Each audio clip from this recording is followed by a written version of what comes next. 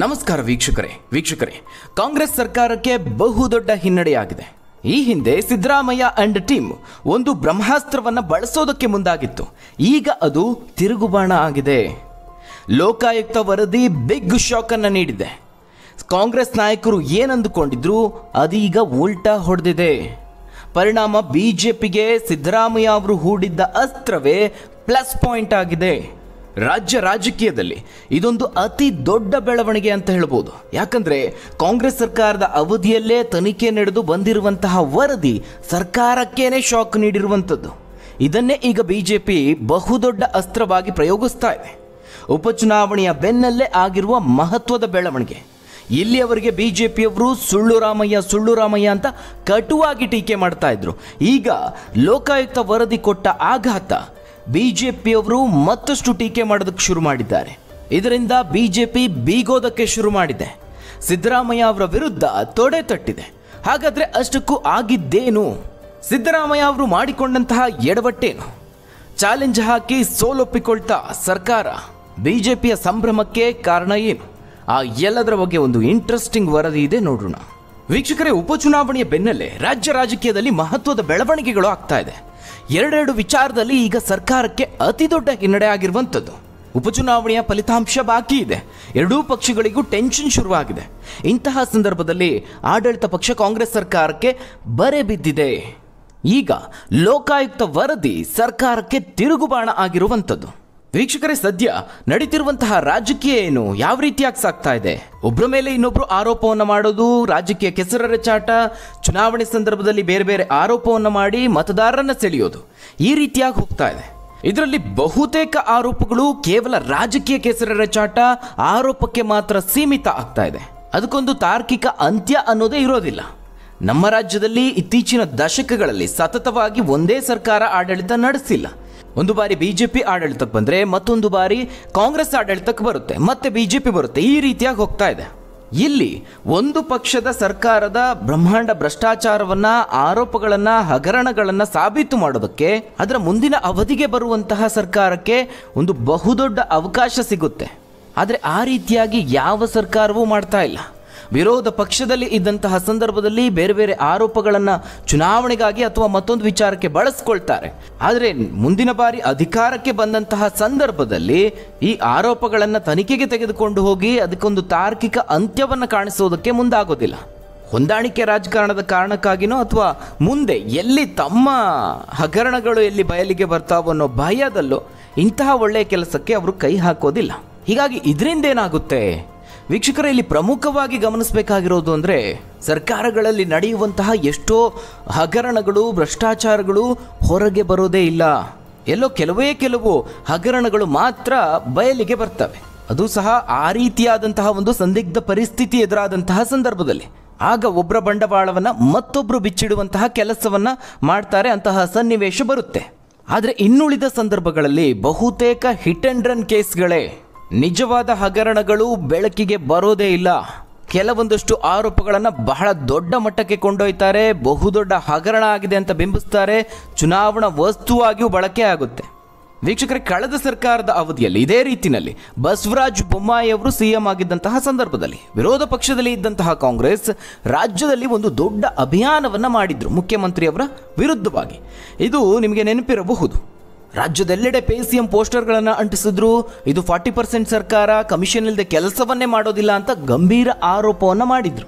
ಇದರಲ್ಲಿ ಮುಂಚೂಣಿಯಲ್ಲಿ ಇದ್ದಿದ್ದು ಯಾರು? ವಿರೋಧ ಪಕ್ಷದ ನಾಯಕರಾಗಿದ್ದಂತಹ ಸಿದ್ದರಾಮಯ್ಯ ಅವರು ಹಾಗೆ ಕೆಪಿಸಿಸಿ ಅಧ್ಯಕ್ಷರಾದಂತಹ ಡಿ.ಕೆ. ಶಿವಕುಮಾರ್ ಅವರು.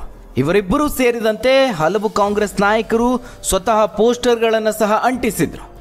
ಇದು ಎಷ್ಟು ದೊಡ್ಡ ಮಟ್ಟದಲ್ಲಿ ಆಯಿತು ಅಂದರೆ ರಾಷ್ಟ್ರದ ಗಮನವನ್ನು ಸೆಳೆದಿತ್ತು. ಕೊನೆಗೆ ಅದು ಚುನಾವಣೆಯಲ್ಲೂ ಬಳಕೆ ಆಯಿತು.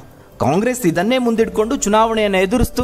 ರಾಜ್ಯ ಗುತ್ತಿಗೆದಾರರ ಸಂಘದ ಉಪಾಧ್ಯಕ್ಷ ಅಂಬಿಕಾಪತಿಯವರು ಬಿಜೆಪಿ ಸರ್ಕಾರದ ವಿರುದ್ಧವಾಗಿ ಈ ಒಂದು ಆರೋಪವನ್ನು ಮಾಡಿದ್ರು. ಚುನಾವಣೆ ಸಂದರ್ಭದಲ್ಲಿ ಸರ್ಕಾರದ ವಿರುದ್ಧವಾಗಿ, ಸಿಎಂ ವಿರುದ್ಧವಾಗಿ ಜನಾಭಿಪ್ರಾಯ ಮೂಡಿಸೋದ್ರಲ್ಲಿ ಕಾಂಗ್ರೆಸ್ ನಾಯಕರು ಯಶಸ್ವಿ ಆಗ್ತಾರೆ. ಇದಾದ ನಂತರದಲ್ಲಿ ಕಾಂಗ್ರೆಸ್ ಆಡಳಿತಕ್ಕೆ ಬಂದ ನಂತರದಲ್ಲಿ ಬಿಜೆಪಿ ನಾಯಕರು ಮುಗಿ ಬೀಳೋದಕ್ಕೆ ಶುರು ಮಾಡಿದ್ರು. ಈ ಹಿಂದೆ 40% ಆರೋಪವನ್ನು ಮಾಡಿದ್ರಲ್ಲ, ಆ ಒಂದು ಆರೋಪ ಮಾಡಿನೇ ಈಗ ಅಧಿಕಾರಕ್ಕೆ ಬಂದ್ರಲ್ಲ, ತನಿಖೆ ಮಾಡಿಸಿ, ಈಗ ನಿಮ್ಮದೇ ಸರ್ಕಾರ ಇರುವುದಲ್ವಾ, ನಾವೆಲ್ಲದಕ್ಕೂ ಸಿದ್ಧ ಅಂತ ಸಮರವನ್ನು ಸಾರಿದ್ರು. ಲೋಕಾಯುಕ್ತ ತನಿಖೆನೂ ಆಯಿತು, ಈಗ ಲೋಕಾಯುಕ್ತ ವರದಿ ಕೊಟ್ಟಿದೆ. ಯಾರಿಗೆ ಶಾಕ್ ಕೊಟ್ಟಿದೆ ಈ ಒಂದು ವರದಿ? ಕಾಂಗ್ರೆಸ್ ಸರ್ಕಾರಕ್ಕೆ. ಈ ಲೋಕಾಯುಕ್ತ ತನಿಖೆಯ ವರದಿ BJP ಅವಧಿಯಲ್ಲಿ ಬಂದಿದ್ರೆ ಅದಕ್ಕೆ ಇಷ್ಟು ಮಹತ್ವ ಇರ್ತಾ ಇರಲಿಲ್ಲ. ಆದರೆ ಈಗ ಕಾಂಗ್ರೆಸ್ ಸರ್ಕಾರ ಇರುವಂಥದ್ದು, ಇದೇ ಅವಧಿಯಲ್ಲಿ ತನಿಖೆ ಆಗಿದೆ, ವರದಿ ಬಂದಿದೆ. ಹೀಗಾಗಿ ಇದು ಸರ್ಕಾರಕ್ಕೆ ಹಿನ್ನಡೆ. ಅಂಬಿಕಾಪತಿ ಮಾಡಿದ್ದ 40% ಆರೋಪ ಸುಳ್ಳು ಅಂತ ಲೋಕಾಯುಕ್ತ ತನಿಖೆಯಿಂದ ತಿಳಿದು ಬಂದಿರುವಂಥದ್ದು.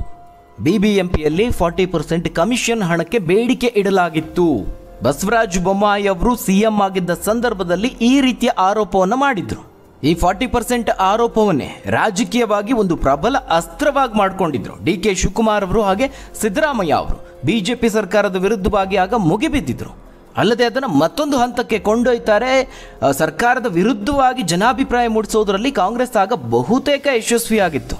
ಆದರೆ ವೀಕ್ಷಕರೇ, ಅಚ್ಚರಿ ಅಂದರೆ ಇದೀಗ ಕಾಂಗ್ರೆಸ್ ಸರ್ಕಾರದ ಅವಧಿಯಲ್ಲಿಯೇ ಲೋಕಾಯುಕ್ತ ಪೊಲೀಸರು ತನಿಖೆಯನ್ನು ಪೂರ್ಣಗೊಳಿಸಿದ್ದಾರೆ, ವರದಿಯನ್ನು ಸಲ್ಲಿಸಿದ್ದಾರೆ. ಇದರಲ್ಲಿ ಅಂಬಿಕಾಪತಿ ಅವತ್ತು ಮಾಡಿದ್ದ ಆರೋಪಗಳು ಆಧಾರರಹಿತ ಅಂತ ಲೋಕಾಯುಕ್ತ ತನಿಖಾ ವರದಿಯಿಂದ ತಿಳಿದು ಬಂದಿದೆ ಅಂತ ವರದಿಯಾಗಿದೆ. ಅಷ್ಟಕ್ಕೂ ಈ ವರದಿಯಲ್ಲಿ ಏನಿದೆ ಅಂತ ಕೇಳಿದ್ರೆ ನೀವು ಶಾಕ್ ಆಗ್ತೀರಾ. ಆರೋಪ ಮಾಡಿರುವಂತಹ ಅಂಬಿಕಾಪತಿ BBMP ಪೂರ್ವ ವಿಭಾಗದಲ್ಲಿ ಕಳೆದ 6 ವರ್ಷಗಳಲ್ಲಿ ಆಟದ ಮೈದಾನಕ್ಕೆ ಸಂಬಂಧಿಸಿದ ಗುತ್ತಿಗೆಯನ್ನೇ ಪಡೆದಿಲ್ಲ. ಈ ಕುರಿತಾಗಿ ದಾಖಲೆಗಳನ್ನು ಸಹ ಪರಿಶೀಲಿಸಲಾಗಿದೆ. ಗುತ್ತಿಗೆದಾರ NM ಕೃಷ್ಣಮೂರ್ತಿಯವರು ಈ ಕಾಮಗಾರಿಯನ್ನು ಪೂರ್ಣಗೊಳಿಸಿರೋದು ತಿಳಿದು ಬಂದಿದೆ ಅಂತ ಲೋಕಾಯುಕ್ತ ವರದಿ ಹೇಳ್ತಾ ಇದೆ.